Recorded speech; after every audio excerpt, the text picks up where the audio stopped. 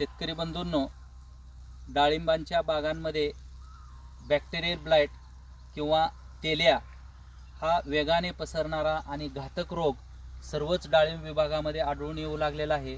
तर हा रोग पाने, फुले, फांद्या आणि फळांवरही दिसून येत असतो.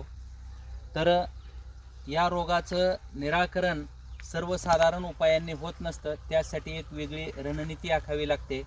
तर मित्र हो, निसर्ग नियमानुसार या विश्वामध्ये तुमचं किडे असतील, विषाणू असतील, जीवाणू असेल, यांचं पूर्णपणे नायनाट होत नाही.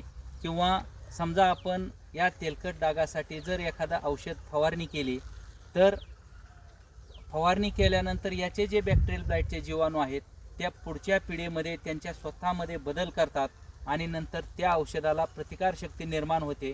त्याच्यामुळं बॅक्टेरियल ब्लाइटचं व्यवस्थापन करणं फार जिकरीचं होत जातं. परंतु आपण जर त्याची योग्य रणनीती आखली आणि योग्य रणनीतीप्रमाणे आणि डाळिंब संशोधन केंद्र असेल, कृषी विद्यापीठ असतील, यांच्या शिफारशींचा आपण योग्य वापर केला तर आपल्या बागेमधील डाळिंबाचं व्यवस्थापन आपण चांगल्या रीतीने करू आणि आपला माल हा सुद्धा सुस्थितीमध्ये आपण बाजारामध्ये पाठवू शकतो. तर या रणनीतीमध्ये मित्र हो, सर्वप्रथम आपल्या डाळिंबाच्या बागेमध्ये जर आपल्याला तेलकट डागाचं झाड दिसलं किंवा त्या झाडावरती फांद्या, त्याच्यानंतर फुले किंवा फळांवरती जर दिसला, तर तुम्ही अशा पद्धतीचं मार्किंग करून घ्या की जेणेकरून त्या झाडावरती आपल्याला या तेलकट डागाचं हे झाड आहे असं समजून येईल. त्याच्यानंतर या झाडावरची जे काय फळे असतील, फुले असतील, तेलकट डाग रोगग्रस्त, तर ती फांद्या किंवा तुमचे फुले आणि फळे काढून घ्यावीत. आणि त्याच्यानंतर काढल्यानंतर तुम्ही एक पहिली फवारणी म्हणून हायड्रोजन पेरॉक्साईड 50% तीव्रतेचे हायड्रोजन पेरॉक्साईड साधारणपणे 200 लिटर पाण्यामध्ये अर्धा किलोचा वापर करा आणि ते तुम्ही उत्कृष्ट पद्धतीने आपल्या बागेवरती फवारून घ्या. हायड्रोजन पेरॉक्साईड हे किलोमध्ये मोजले जातं, त्याच्यामुळं 50% तीव्रतेचे हायड्रोजन पेरॉक्साईड अर्धा किलो 200 लिटर पाण्यामध्ये वापरा आणि त्याची फवारणी करून घ्या. ही फवारणी झाल्यानंतर साधारणपणे मित्र हो, तिसऱ्या दिवशी तुम्ही कॉपर ऑक्झीक्लोराईड अधिक कासोगामायसिन या ची फवारणी घ्या, जेणेकरून तुम्हाला तेलकट डागासाठी उत्कृष्ट पद्धतीचं हे एक बुरशीनाशक प्लस जीवाणूनाशकचं मिश्रण आहे आणि त्याची फवारणी घेतल्यानंतर तुम्हाला तेलकट डागाचं व्यवस्थापन झालेलं दिसेल. परंतु तुम्ही याची फवारणी घेतली आणि वातावरण आणखी फेवरेबल मिळालं आणि मग तुम्हाला आणखी जर तेलकट डागाचा जर प्रादुर्भाव जाणवू लागला, तर मित्र हो, पुढची फवारणी राहील तुम्हाला mancozeb plus potassium salt of phosphorous acid. तर mancozeb plus potassium salt of phosphorous acid हे राष्ट्रीय द्राक्ष संशोधन केंद्राने द्राक्षामध्ये शिफारशीत केलेलं हे मिश्रण आहे. तर हे मिश्रण आता द्राक्षामधला जीवाणू करपा आणि डाळिंबामधला जीवाणू बॅक्टेरियल ब्लाइट किंवा तुमचा तेल्या, तर ह्यांचं स्पेशीज फक्त वेगळे असतील, परंतु हे दोन्ही बॅक्टेरियल ब्लाइट आहेत. त्याच्यामुळं हे मिश्रणसुद्धा तुम्हाला की जे मी आता सांगितलेलं की mancozeb plus potassium salt of phosphorous acid हे तुम्हाला सुद्धा उत्कृष्ट पद्धतीनं तुमच्या तेलकट डागासाठी काम करेल. तर याच्यानंतर मित्र हो, याची फवारणी घेतल्यानंतर सुद्धा जर तुम्हाला आपल्या बागेमध्ये तेलकट डागाचा प्रादुर्भाव जाणवूच लागला, तर तुम्ही त्याच्यानंतरची पुढची फवारणी जी राहील ही 0.25% ते अर्धा टक्के ह्या दोन्हीपैकी कुठलंही एक बोर्डो मिश्रणाची चांगल्या पद्धतीचा pH म्हणजे 7.2 ते 7.4 pH काढावा आणि बोर्डो मिश्रणाची फवारणी आपल्या बागेवरती घ्यावी.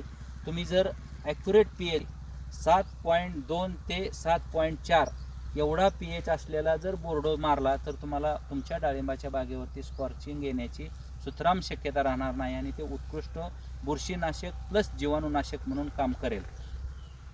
तर मित्र हो, याच्याही नंतर राष्ट्रीय डाळिंब संशोधन केंद्राने शिफारस केलेले प्रतिजैविक स्ट्रिप्टोसायक्लिन अधिक कॉपर ऑक्झीक्लोराईड किंवा कॉपर हायड्रॉक्साईड यांच्या फवारणी घेतात.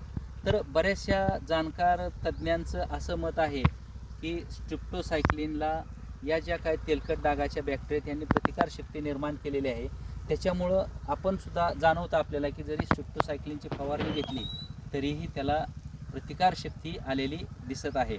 तर त्यासाठी तुम्ही ते स्ट्रिप्टोसायक्लिनचा वापर करायचा की न करायचा हे सुद्धा तुम्ही समजून उमजून केलं पाहिजे.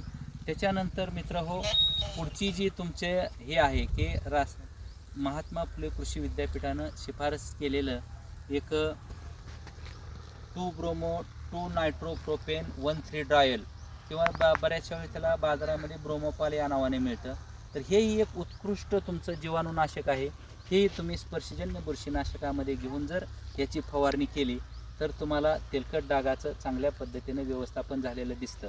परंतु मित्रहो, हे जे काही 2-ब्रोमो-2-नायट्रोप्रोपेन 1,3 डायल हे जे रसायन आहे, तर या रसायनाला केंद्रीय कीटकनाशक मंडळाने कोणत्याही कंपनीला बनवायचे लायसन्सचे रिन्यू केलेले नाहीत असं माझ्या माहितीप्रमाणे आहे.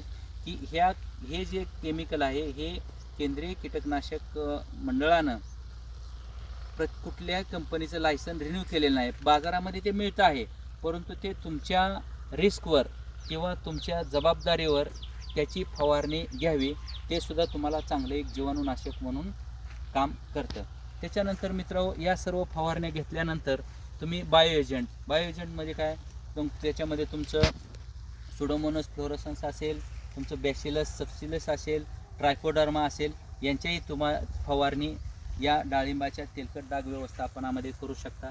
त्याच्यानंतर मित्रहो, डाळिंब संशोधन केंद्रानं शिफारसीत केलेलं सॅलिसिलिक ॲसिड हे पण तेलकट डागाच्या व्यवस्थापनास जर तुम्ही त्याच्या 2-3 फवारण्या घेतल्या, सॅलिसिलिक ॲसिड हे 0.3 ग्रॅम किंवा 200 लिटर पाण्याला 60 ग्रॅम घेतलं आणि त्याच्याही 2-3 फवारण्या जर तुम्ही 10 ते 15 दिवसाच्या अंतराने डाळिंबाच्या बागेवर केलं तर डाळिंबाच्या तेलकट डाग व्यवस्थापनामध्ये त्याचाही एक चांगला महत्त्वाचा रोल राहतो आणि आपलं तेलकट डागाचं प्रमाण कमी होण्याला मदत होते किंवा त्या झाडामध्ये प्रतिकारशक्ती निर्माण होऊन तेलकट डागाला तेवढे आपले बळी पडत नाही.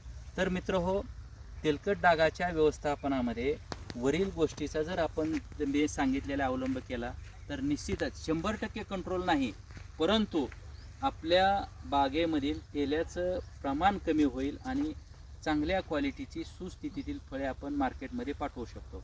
तर मित्रहो, तेलकट डागाच्या फवारण्या घेत असताना तुम्हाला सर्वांना एक सांगणं आहे की बाजारामध्ये खूप वेगवेगळ्या नावाचे औषधं येत आहेत किंवा वेगवेगळे जीवाणूनाशकं आहेत.